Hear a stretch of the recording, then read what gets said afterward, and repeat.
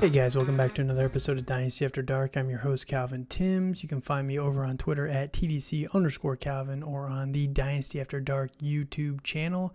And unfortunately, this week it is going to be a solo cast for me. Dale was pretty busy, so we weren't able to make it work. And in case you're wondering, yes, it is Wednesday when we're recording this. I am coming off a massive allergy attack this whole last weekend, so I just got my voice back today. So yeah, we just couldn't make it work. So Dale will be back for the next one, but this week it's going to be just me going over last week's recap and a little bit of advice for when it's time to panic in your dynasty leagues and hit the reset button. So before we get into that, if you can, just drop a comment, drop a like, drop a review for the YouTube channel, wherever you listen to the podcast, Spotify, iTunes, anything like that. Anything you can do to help would just be appreciated. Helps with the algorithm and gets the podcast out there, gets a few more people to listen to it. So thank you guys for tuning in. And with that said, let's just jump right into it. So thank you guys for joining me. And last week, we covered the week 2 recap for the ERI Dynasty League. We covered a little bit of Trey Lance summary news, what the situation for him would be. And then we also gave our starts of the week. So going into last week, Dale did have the edge on starts of the week over me. He finished week number 1, 2-1. I was 1-2, so he had the 1 game advantage over me there. But last week was not the week for Dale. He actually started to struggle a little bit. He recommended, it was Carson Wentz, Garrett Wilson, and Christian Kirk last week. Christian Kirk was just fine, but Carson Wentz and Garrett Wilson not really getting it done for fantasy last week.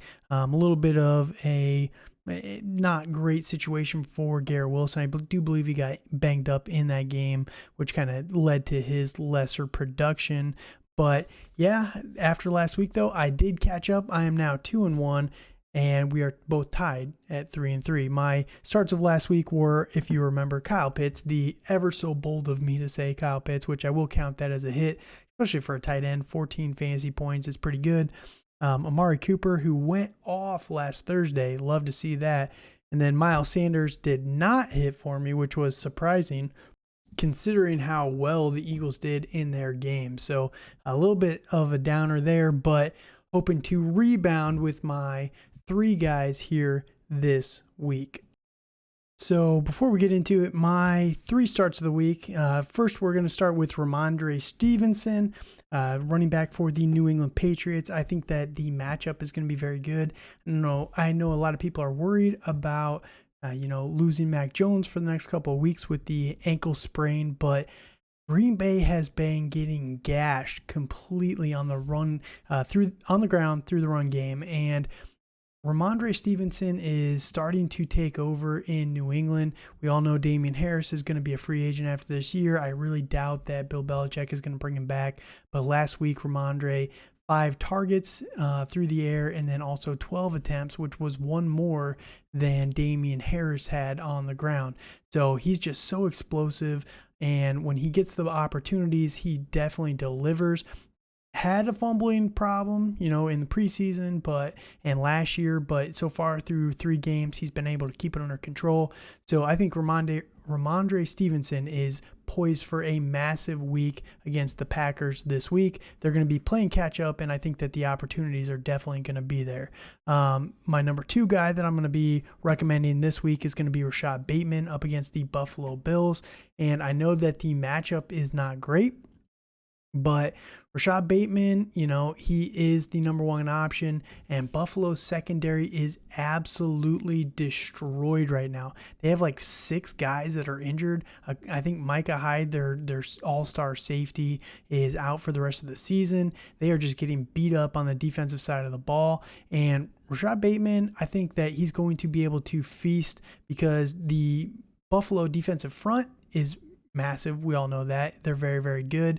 But they're going to have a tough time trying to contain the speed of Lamar Jackson, who has been playing at another level this season. Oh my goodness, Lamar Jackson is absolutely playing on fire right now. But I think between that and just the rushing attack. It's going to leave Rashad Bateman on a few favorable looks, and I think that he's going to be good enough to get it done like he did a couple weeks ago.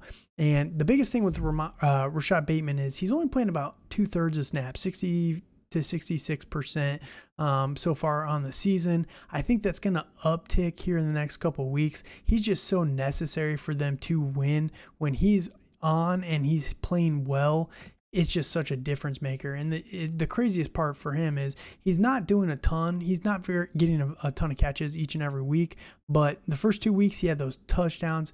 His yards per target, yards per catch numbers are absolutely enormous.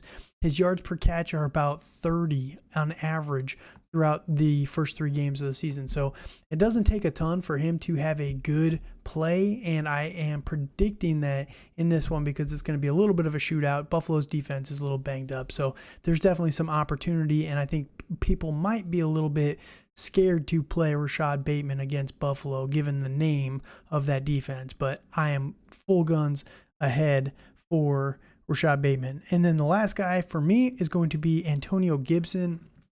Dallas is the opponent for Washington this week, and if you saw the game last week, Saquon Barkley just absolutely decimated them. Dallas does have a very good defense, but I don't think that they're going to be prepared for this Washington team, and I think that Antonio Gibson is going to absolutely eat them up in this game.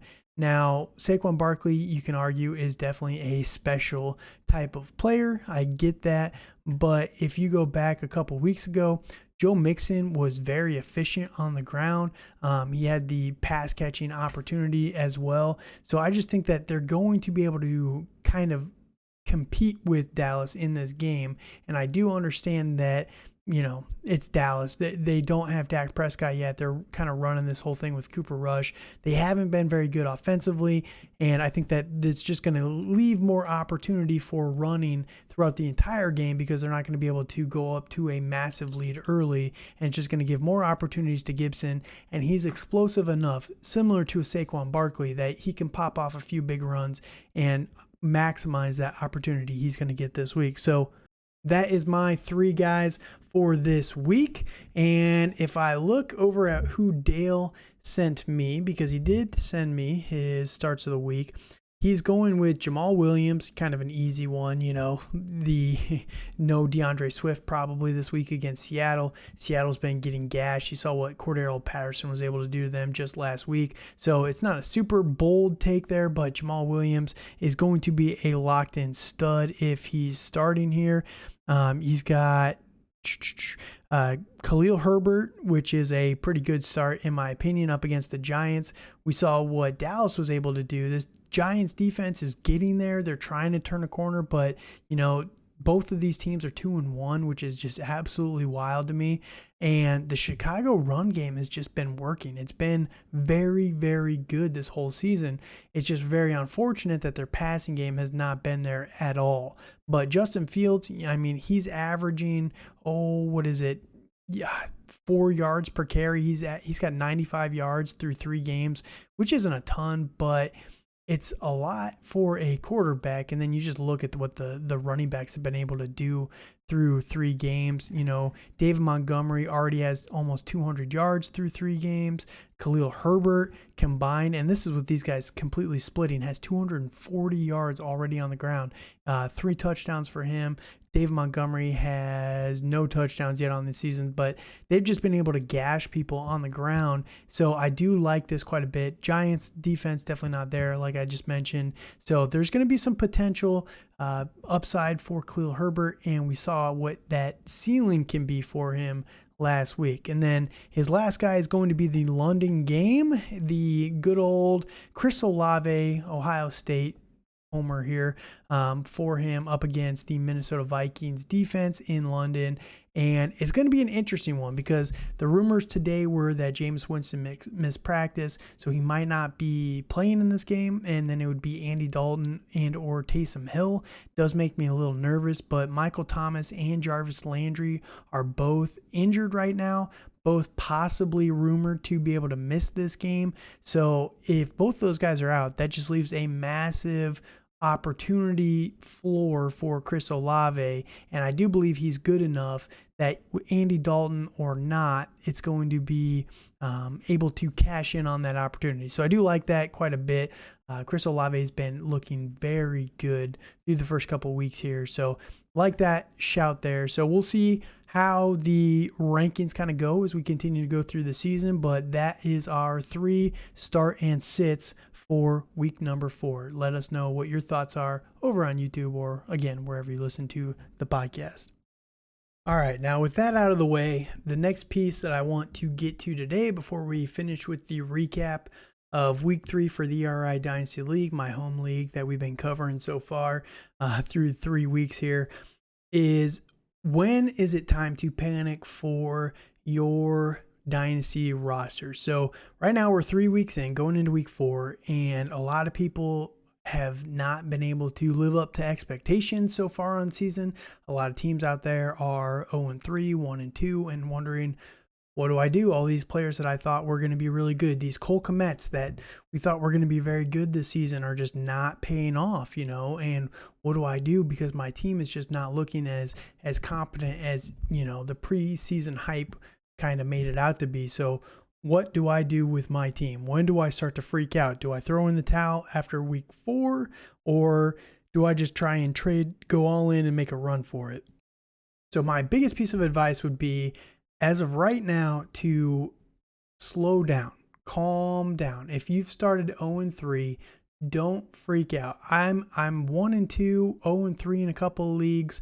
I'm 2-0 in another league, 3-0 in another league. The whole thing with the first couple weeks is we build all these narratives up in the offseason. Everybody has the best rosters on paper in the offseason, but once actual football starts to get played, you start to see the trends. You start to see the players that are being utilized, and 1 week samples. Okay, week 1, did they have a special game plan, or, did this player just wasn't able to get it done? We find out a little bit more in week 2. Okay, everything completely flipped. Player X, Justin Jefferson, really good in week 1, 40 points. Okay, he had 18 points in week 2, and then week 3, he had 8 points. What do we do? Is Justin Jefferson not being used? We got to slow down a little bit here. And then conversely, like you look at Amari Cooper in week number 1, terrible week, terrible week. And week 2, week 3, back on the board. He's back on the menu. He got targeted heavily in both of those weeks, and, was able to put up good fantasy scores in both of those weeks.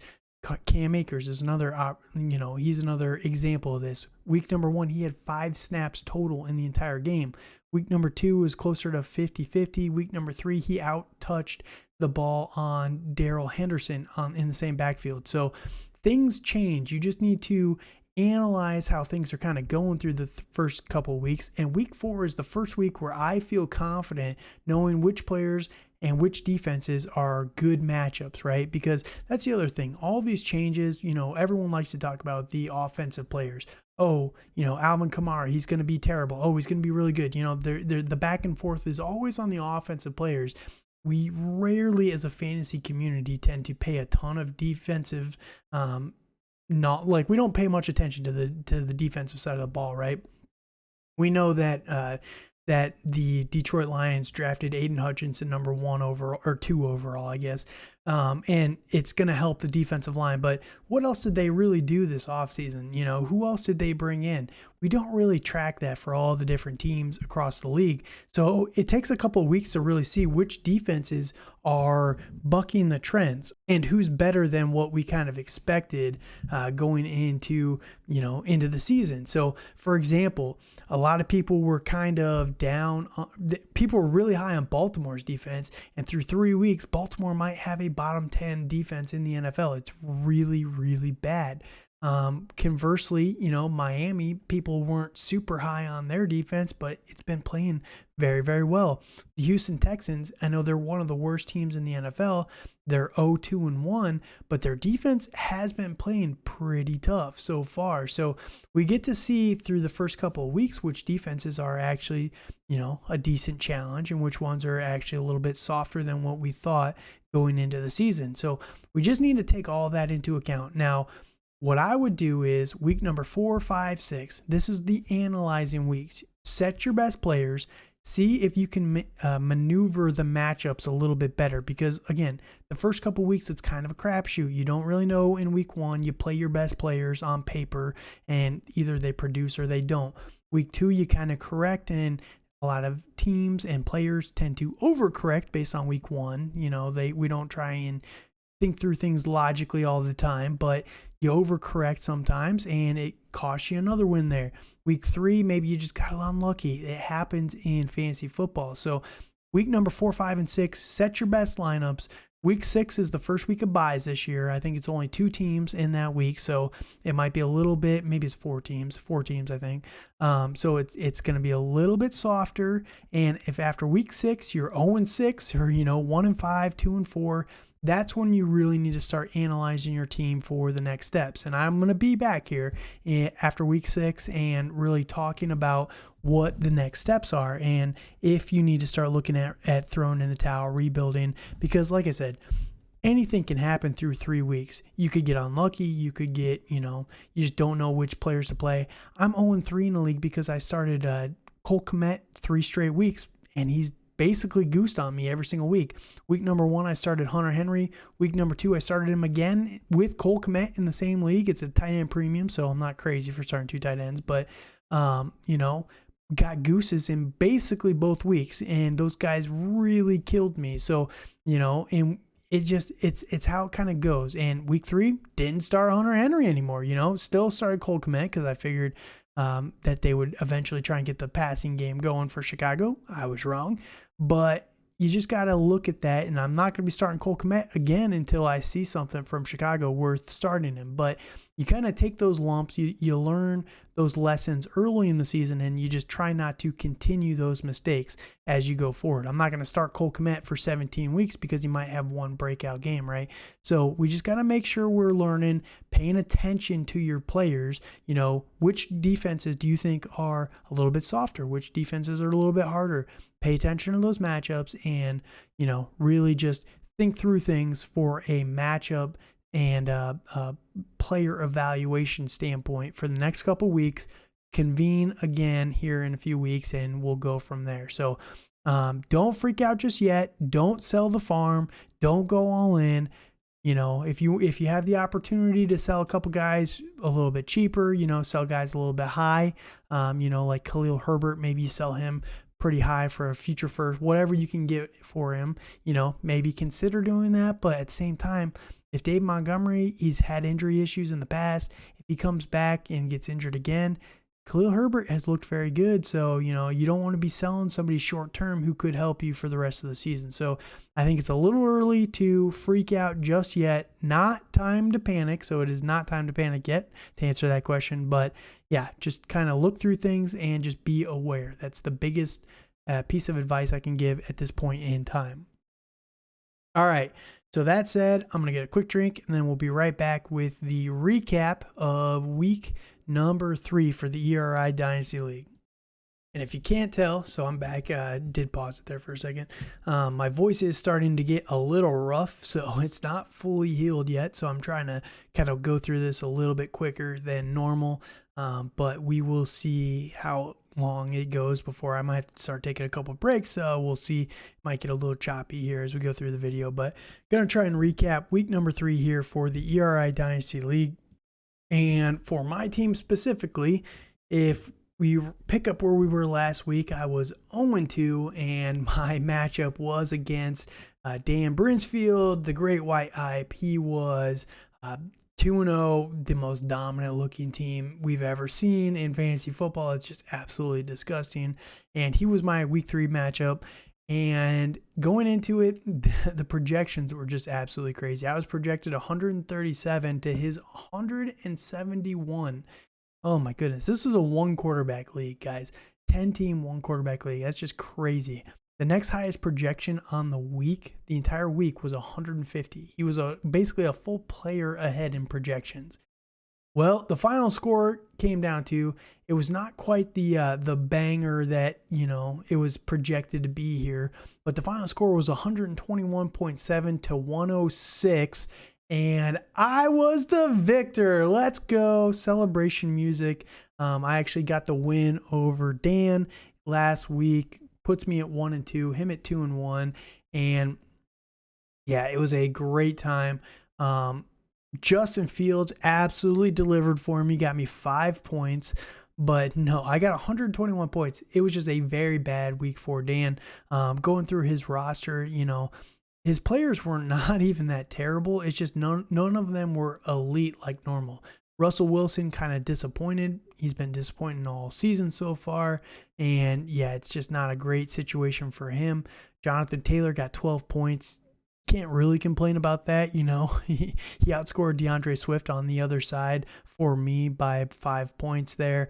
DeAndre Swift dealing with a little bit of injury issues right now. So there's that. Christian McCaffrey for Dan, 15 points. Again, can't really complain. The biggest complaint for Christian McCaffrey is, why does he only have 4 targets? He's one of your best pass catchers on his team.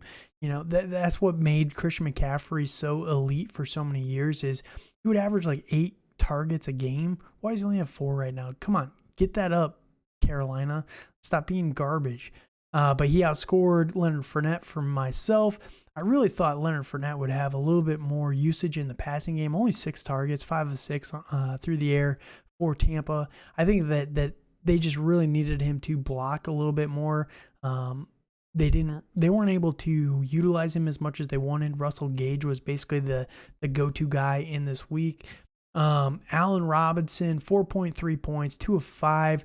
He had 2 just horrific drops. One of them for a wide open touchdown. Not great there. Definitely got outproduced by his counterpart for Dan. 14 points for Stephon Diggs, 7 for 74. Again, that's a solid week. That's what CeeDee Lamb has been putting up the last couple weeks, but just not 40 points that we've been expecting from Diggs over the last few weeks. Cooper Kupp, 16 points. Not bad. He even had a touchdown, 20-yard carry touchdown. But yeah, just not super great through the air. This one was a weird game. I did watch most of this game. The Rams got up to an early lead and just kind of coasted on that. And they really were able to completely take away the passing game for a lot of the Rams the entire day. I don't know really what they did, but they definitely kept a lot of the pass catchers down for this team. But CeeDee Lamb for myself came through finally, 8 for 12 for 87 and a touchdown. Dropped another wide open touchdown, so he would have had a much better day if he would have caught that, but ultimately wasn't able to bring it in, and still was able to outscore Cooper Kupp, so I can't complain too much there. Kyle Pitts for myself had his good day, got that win there, my start of the week, but Kyle Pitts is just so frustrating. Going into halftime, first quarter, he had 4 for 82 yards, 4 catches for 82 yards in the first quarter. First half, 4 for 82. Game finish, 5 for 87. Like, what are you guys doing? They won the game against Seattle. So the Atlanta offense is doing very well. Through 3 weeks, they have 26, 27, and 27 points. They are averaging 27 points a week. They are doing very, very well offensively. Their defense is absolute trash, which is expected, but their offense is really good. This is the most frustrating part is they're doing all this without feeding Kyle Pitts. They're feeding Drake London. Drake London's been really good, but guys, how does he get 1 catch for 5 yards an entire 3 quarters? Get your crap together, man. Like, it's just so frustrating. If you can do 1 quarter of 4 catches for 82, I understand correlation of it. You can't just project that through a whole game. But there's no reason why Kyle Pitts cannot be averaging 150 yards a game. There's no reason. He's so talented. And you watch some of the throws in this, like you watch the routes in this game for Kyle Pitts. He was open on like half of them that he didn't get a target. It's like Mariota, all you got to do is throw the ball in his general direction. He's so big and he has half a step on every player. It doesn't matter. But, vent over. I will stop there. But outscored TJ Hawkinson for Dan.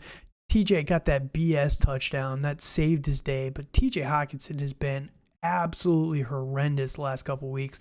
He might be a little bit better going forward with Amon-Ra being injured. But yeah, TJ Hawkinson just not really what we've really expected from him the last couple of years.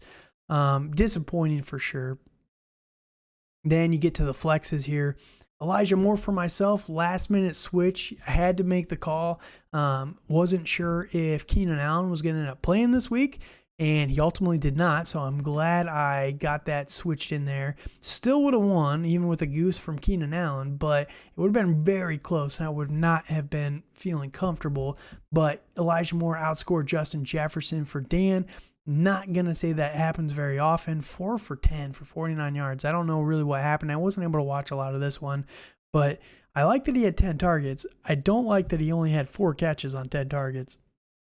Not really sure what happened there. So, we'll see what happens when Zach Wilson comes back. I know Zach Wilson has the propensity to throw it down the field a little bit more, so I just don't really know what to expect from Elijah Moore in the next couple weeks.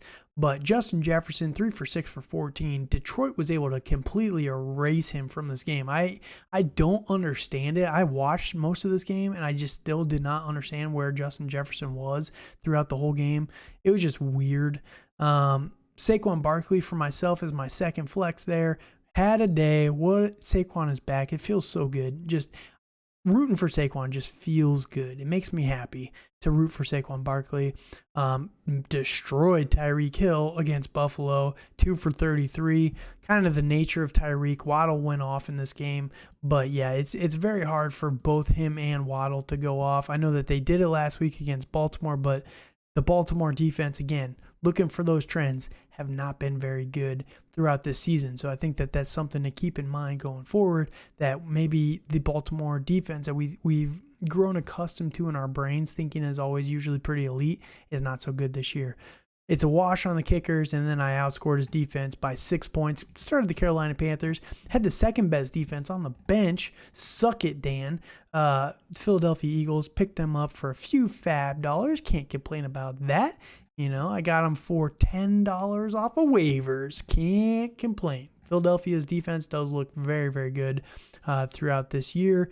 Averaging, I don't even know off the top of my head, 11 points. Pretty good. Pretty good. All right, so then you look at the benches, though, and I will say, Dan, what an idiot. He had Khalil Herbert on his bench, James Robinson on his bench over... you could have started Khalil Herbert over Jonathan Taylor. What a dummy. Oh, my goodness. But, yeah, Zeke, it's crazy. Out of nowhere, last week we talked about how Dan really didn't have a ton of depth at running back. And then you look at his running backs on his bench.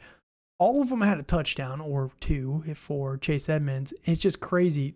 Zeke Elliott, 14.5.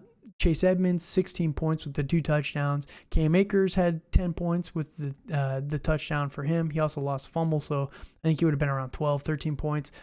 22 points for James Robinson. Khalil Herbert, 32 points. So it's just really out of nowhere. It seems like he finally has a ton of running backs here, but you can't complain too much there.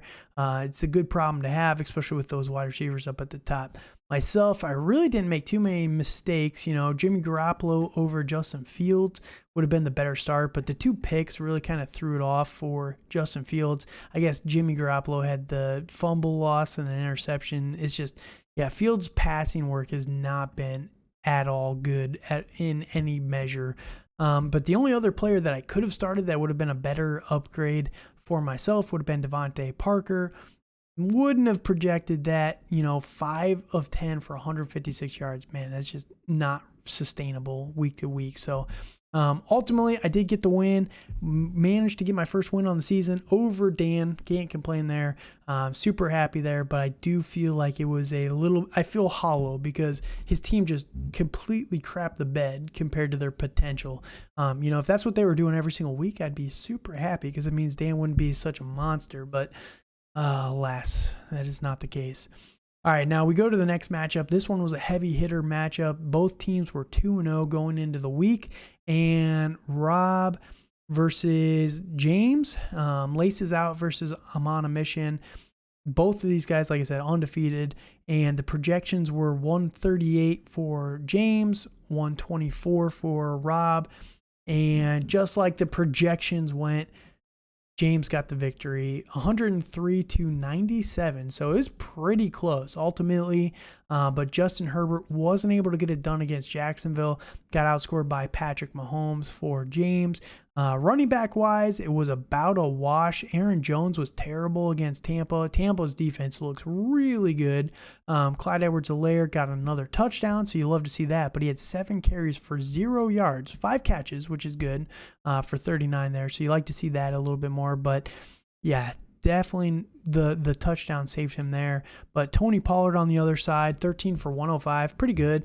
Not a ton of usage through the air that we've kind of expected from Tony Pollard the last couple of weeks. I don't know if that's more of a Dak, like a Cooper Rush thing, but he did have 7 targets in week 2 against Cincinnati. I don't know where those targets were in this one. Just kind of weird there. Darrell Henderson, he's gotten supplanted by Cam Akers.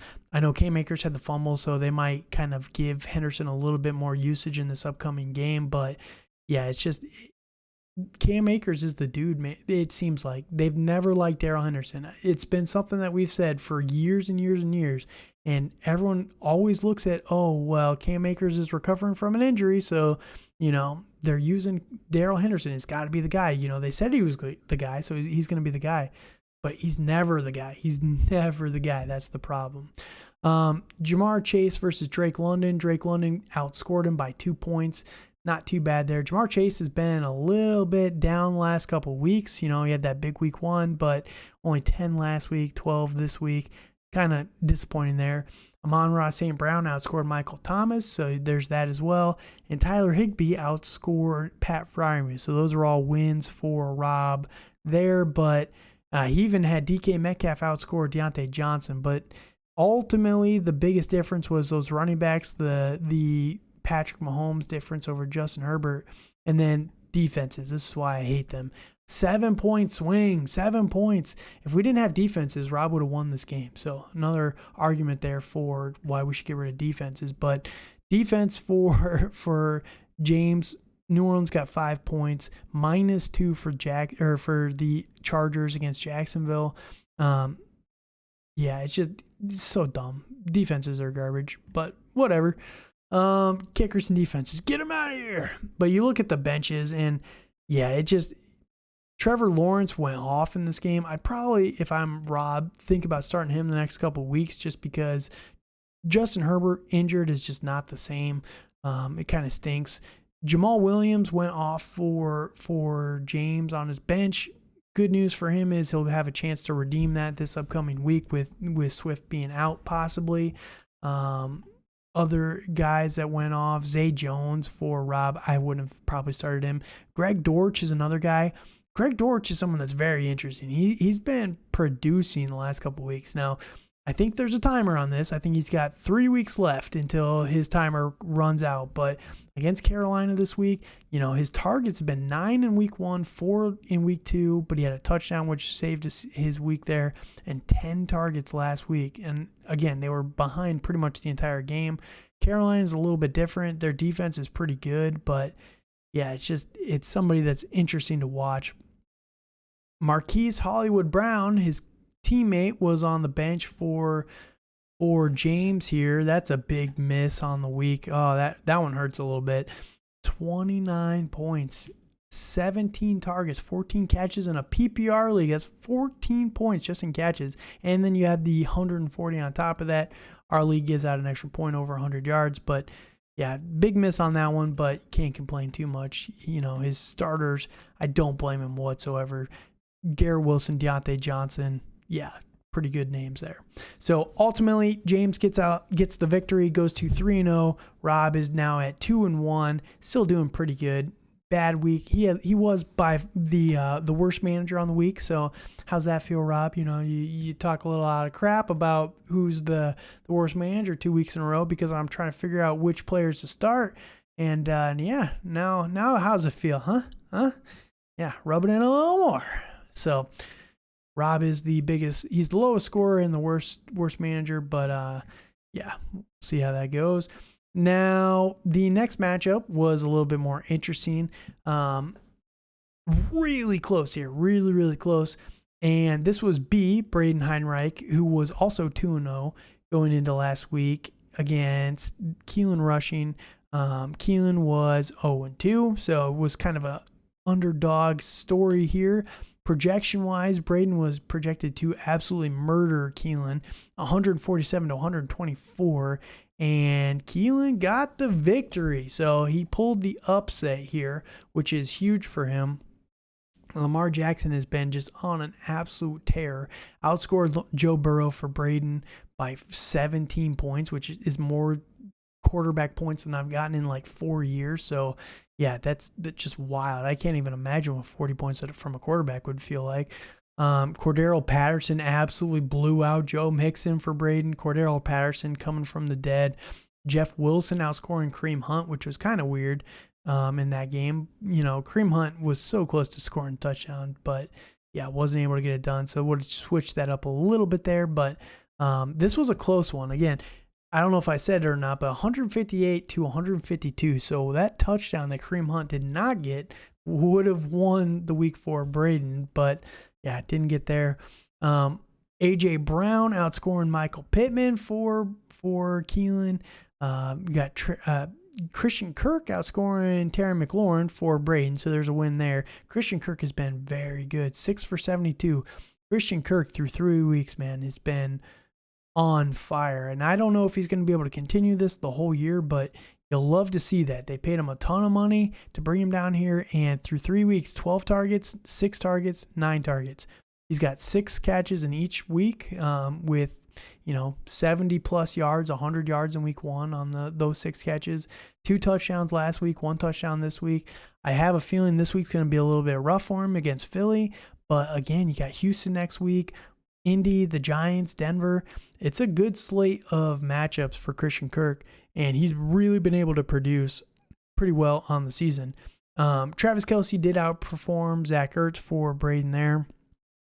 But then flip side in the flexes, Mark Andrews as a flex. That's so crazy to me that you can just flex Travis Kelce and Mark Andrews on one team in a non-tight end premium. That's how good these guys are. But he destroyed Devin Duvernay for Braden there, outscored him by 18 points. But then Tyler Lockett for Keelan was able to upset Austin Eckler there.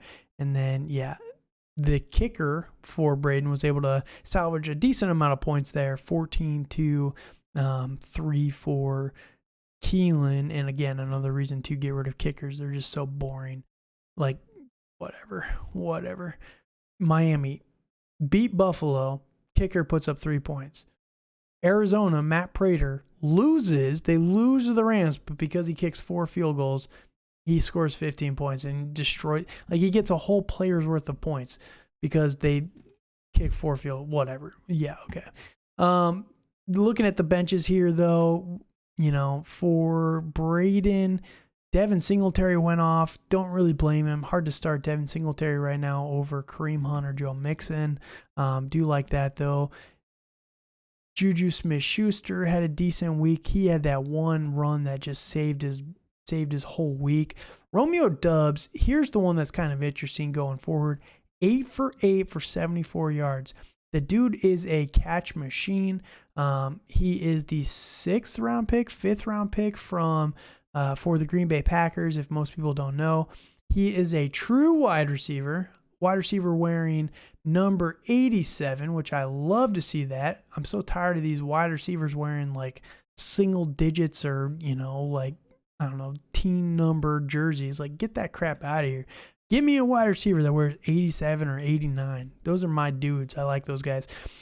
Chris Olave on his bench. That's a big miss there. Chris Olave's been looking real good. 13 targets this week and last week. The dude is just getting targeted all over the last couple weeks, and I think it's going to continue based on Dale's recommendation for this week as well. So a couple guys there, but ultimately didn't pick too poorly for starters. Tyler Conklin for Keelan on the bench. Don't really blame him for that one over Zach Ertz. Should have been a little bit better, but that was pretty much the only guy that really went off on his bench. So not a bad performance and a good upset win for Keelan there. Puts Keelan again 1-2, tied with myself. I think he's actually outscoring me for the year, so he's above me. If I look at the standings, yeah, he's 15 points ahead of me, so he's ahead of me in the rankings, but we'll see how that goes. It's a long season. We got a lot of time. Again, not time to panic just yet. The next matchup here, the funny one, I guess we'll talk about this one. The next two are kind of blowouts. We got Rick, who sold out. Again, I'm going to remind everybody of this every single week. Rick sold out to win this year.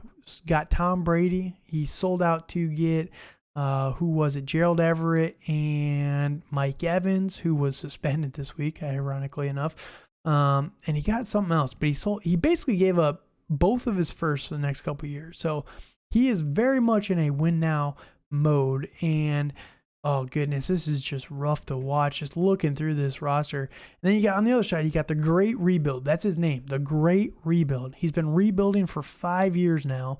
Hasn't been able to get through the other side of it yet. Maybe this year's the year, but probably not. But Ken, he was able to get the upset over Rick, who sold out to win this year, and he's now 0-3. You hate to see it, but you kind of love to see it. You know what I'm saying? So Ken ultimately gets the win. He put up 135 to 117, moves to 1-2, tied with myself, and hilariously enough, he's also ahead of me on the scoreboard because he's outscored me through 3 weeks. My team has just been that bad through 3 weeks, so there's that much. But looking at the starters, this isn't a super impactful one, but Brady did outscore Matt Stafford, so there's that. Najee outscored Miles Sanders. Big loss for me there. Was expecting so much more for Miles Sanders this week. 15 for 46. What was that? Is Washington finally getting their defense together? Who knows? Breece Hall versus Dalvin Cook was a win for Ken. Devonta Smith. He lost with Devonta Smith. That's just crazy. Outscored Adam Thielen by 17 points there. 13 points. I can't do math. Noah Brown lost to Jalen Waddle for Ken. So there's some of the points back there.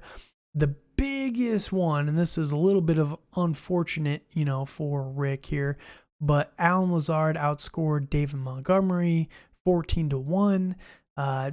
Montgomery got injured very early in that game. And then the second biggest upset here was the Russell Gage over Javonte Williams. Russell Gage, 12 of 13 for 87 and a touchdown. Even lost a fumble, so he had more points that he could have had. We lose 2 points in this league for fumbles. So 27 points for Russell Gage compared to Javonte Williams, 9. Javonte and the Denver Broncos are just looking terrible. Don't really know what to do with that, but yeah, they're kind of unplayable almost at this point. Almost. It stinks. But then the funny part is you look at the bench. So he started Tom Brady, which I don't know why you would have started Tom Brady with no weapons against Green Bay when you had someone like Ryan Tannehill against Vegas on your bench. You also had Derek Carr against Ryan Tannehill's Tennessee Titans on your bench. Like, either one of those would have been a better pick. I mean, whatever. But then on the flip side, Ken started Matt Stafford over someone like Geno and Tua. Little interesting. He's got Zach Wilson back this upcoming week, so that'll be interesting to see if he goes there. Running back wise, Ramondre Stevenson on the bench for Rick. My start of the week this upcoming week. Keep that in mind. Tyler Boyd went off for him as well. Can't really blame him for that. And he also has Matt Collins. I think he got him off waivers this week. Yes, he did. Just yesterday. So didn't have him at the time. So can't fault him for that.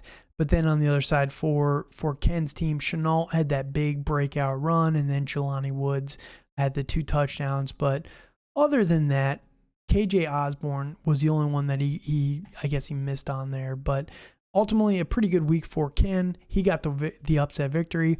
Very high score. He was the Keelan was the number 1 scorer on the week. Ken was very high. I think he was number 3 on the week, so congratulations to Ken for that. Now, the last matchup here is one that was a little bit more impactful. No punt intended, Eric versus Hot Chub Time Machine, Ryan. Ryan coming off that loss in week number 2. I think he played, who was it? Dan. Yeah, Dan just absolutely smoked him in week number 2 here. And Ryan was trying to get redemption. Eric was 1-1 at the time as well. Both of these guys have playoff aspirations, and Ryan ultimately got the victory. He was projected higher, and ultimately, just like the projections, he finished about 16 points ahead of Eric there. So, came down to roughly what it was expected to be. A few less points than the projections, but same margin of victory, I guess, there. So, looking at the rosters, heavy hitter matchup here, 0.1 difference from the quarterbacks. Josh Allen versus Jalen Hurts, 29 points from each. Again, I don't even know what that feels like. I'm averaging like 6 points a week out here, so that's crazy. I can't even picture what that would be on my team. Derrick Henry destroyed James Conner. I thought James Conner was going to be a little bit better, to be honest with you. I know the Rams are tough, but yeah, that was just an absolute whooping there. Derrick Henry looks like he's finally kind of getting back in the swing of things. Nick Chubb versus Antonio Gibson. Chubb was the victor there. He had a good week against the Steelers. In week 1 on Thursday football last week. Amari Cooper, though, on the flip side for Eric, again, versus Devontae Adams. Not really something I would project to be the big outscorer, but Mac Hollins going off for the Raiders was something that nobody saw coming. So don't really fault him too much for that. Debo outscored Mike Williams for Eric. Debo for Ryan, Mike Williams for Eric. One catch for 15 yards and a touchdown for Mike Williams. Like the Chargers just played terribly against this Jacksonville defense. George Kittle against Darren Waller was pretty much a wash, but win, I guess, for George Kittle. One extra catch for 6 extra yards. Yay. Cortland Sutton outscored Brandon Ayuk. Brandon Ayuk is looking a little bit better. He did have the touchdown, 8 targets. That's kind of nice to see there. But Cortland Sutton, 8 for 10, definitely seems to be Russ's go-to guy in the passing game. Now, here's the one that is super disappointing. Both of these guys, I don't know what's going on so far this year. DJ Moore for Ryan, only 2.5 points, 2 carries for 13 yards, 1 catch, 6 targets for 2 yards. Man, DJ Moore is just not the guy that we want him to be. And I know everyone's going to say it's quarterback, but at some point you gotta be able to break out a little bit, man. I mean, there's so many wide receivers that are able to produce with bad quarterbacks that eventually some of this falls on DJ Moore. And yeah, it's unfortunate. Then on the flip side, Brandon Cooks for Eric did outscore DJ Moore, but barely. Brandon Cooks has been so disappointing so far through this season. I was just looking at his stats. It's just so depressing. Like, I don't know where this came from, but 12 targets, 10 targets, 7 targets. He's got 29 targets through 3 weeks. That is amazing. That's averaging 10 a game, but he's got 13 catches on 30 targets. Like, what is going on here? Normally he's a lot better, but he's just not been able to bring in a lot of the balls here the last couple of weeks. So that's really hurting Brandon Cook's value, but maybe he'll bounce back here in the next couple of weeks. Then again, Matt Gay versus Tyler Bass. Big win there for Eric, but who cares? It's kicker. You're looking at the benches here. Josh Jacobs did have a good week this week. 13 for 66, 5 of 6 through the air. Do like to see that. Not sure if that can continue. Kirk Cousins had a good week, but you're never starting Kirk Cousins over Josh Allen. So there's that. Kyler, he definitely is not able to produce up to Jalen Hurts at this point in time. Alvin Kamara, this one is the most disappointing one, especially for Ryan. He's got to be so upset. He traded Trevor Lawrence, 2 seconds in this last year's draft class, and a first-round pick for Alvin Kamara. Like, oh my goodness, that just looks so bad now on paper, considering what Alvin Kamara has done through 3 weeks. He didn't play in week 2, and week 1 and week 3, he's got an average of 7.4 points. So, yeah, not what you like to see there. A.J. Dillon, we did make that trade. He was not anything at this point in time, which was good to see. Like to see that, haven't gotten anything out of Dak, so I guess he's got the win there, but hopefully Dak will be back. He just got the stitches out of his thumb today, so the rumors are he's practicing this week. I don't know. I've heard mixed reports, I guess, but hopefully he'll be back soon and he'll be able to put up some points. But Dameon Pierce was able to go off in this game. 18 points for him on Ryan's bench, but again, I don't really blame him. Isaiah McKenzie on Ryan's bench as well. Great start there. I like Isaiah McKenzie, but, as Gabe Davis, you got to just kind of roll with Gabe Davis. I think Isaiah McKenzie gets to eat a little bit more just because Davis is still recovering from the ankle issue from week number 2. So this week will be a little more telling. And yeah, we'll see if he is able to garner the 9 targets that he had in week number 3 here going forward. David Njoku, this is the guy who was very interesting. We saw what he did last week on Thursday Night Football. Massive blow up on Ryan's bench, but yeah, it's tough to trust that.